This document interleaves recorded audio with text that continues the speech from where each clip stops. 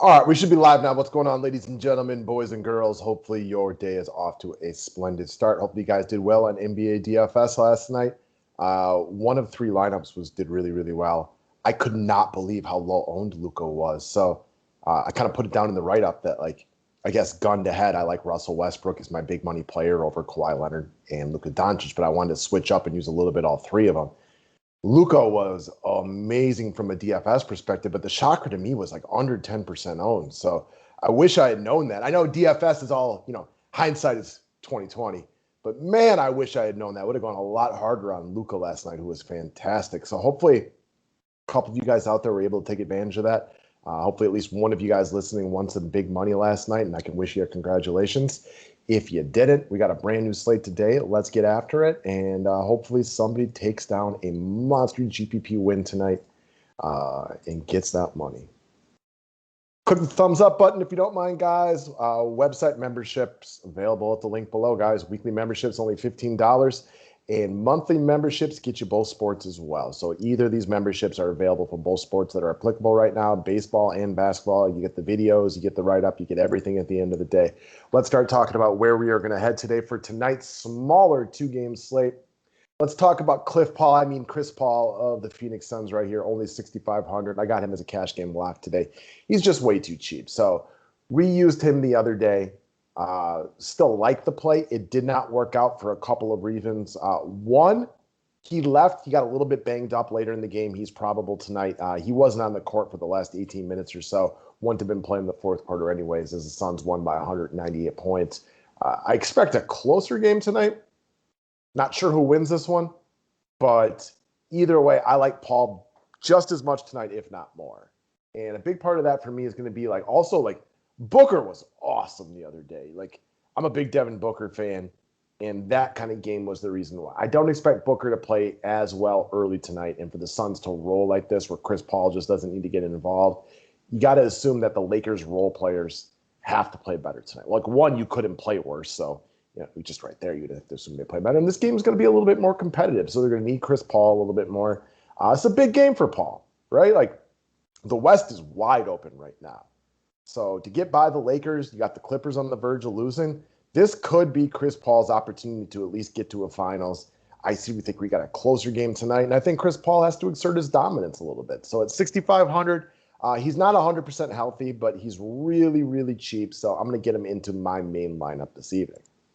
Next up, let's talk about cover boy for the day, CJ McCollum. So Dame was so epically great the other day. Did everything for this team. I think the role players back at home tonight, not that CJ's a role player. He's somewhere between a role player and a star. I think CJ's going to take a look at himself in the mirror and be a little bit more assertive. He had a bad game the other day, but back at home tonight in a must-win game for the Portland Trail Blazers, I like the floor that CJ offers right here. Coming off one of his worst games that we've seen him play in a while, I expect us to get at least kind of like the floor 35 points out of him today, 30, 35 points. But I'm kind of looking for more of that ceiling today, and maybe not like the true ceiling that we've had see CJ have when Dame's out. Obviously, Dame's playing tonight, so that's not the thing. But more like one of those mid-40s performances from McCollum, one of his best game of the series.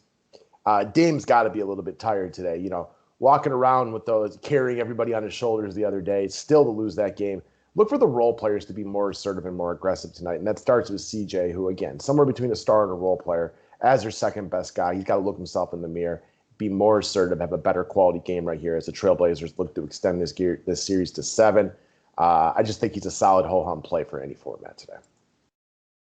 Speaking of solid ho-hum plays, we got another guard we're going to talk about, Monte Morris of the Denver Nuggets. So brought him up the other day. He was an absolute beast for us.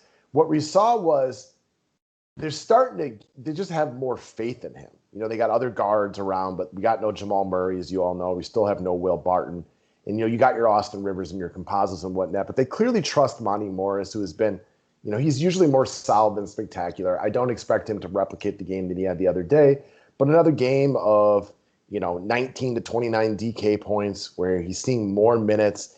He looks like he could even take some of composite or Rivers' time on the court. He's consistent enough for cash games, but is coming in with ownership projections that he's going to be low owned enough that he's almost a bit of a sleeper for a 2-game series, which you have to like for GPPs tonight. Next up, let's go back to the Denver Nuggets and let's talk about Paul Millsap. So coming off a double OT game like this, the starters and the other, closers, if you want to call them, had to play heavy minutes. So I like the idea of Paul Millsap.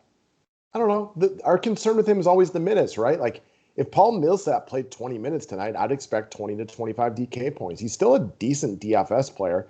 He just doesn't have a major role on this team. So I'll put him in the long shot category because he is all over the place with his scores. He doesn't play enough minutes to offer consistency, but very often he puts up monster, DFS points for his limited minutes. Look for him to potentially maybe play a few extra minutes today. They played big minutes to the main guys the other day. You're talking Jokic, Porter, and the boys and everybody like that. So I'm going to go off the notion that a still decent DFS player gets a few extra minutes today because they had to overexert themselves with the main players, and they could be a little bit tired today. They're human beings, right? Like that was a knock them down, drag them out, double overtime, high mental wear, high physical wear type of game. So if you can get your backups in just a little bit today, especially knowing there's a good chance for a game 7, not a bad idea for the Denver Nuggets today. All right, I'm going to go right back to another long shot. So we liked Gasol as a long shot the other day. He was terrible. In perpetual foul trouble the entire game.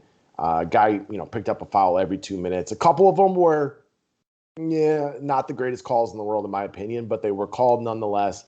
5 fouls in 10 minutes is bad. He had 10 minutes, 10 points, and 5 fouls. You got to like Gasol better if AD is out. AD's a game-time decision tonight. I have absolutely no clue if he's going to play, but they can need the offense. He offers more offense than Andre Drummond.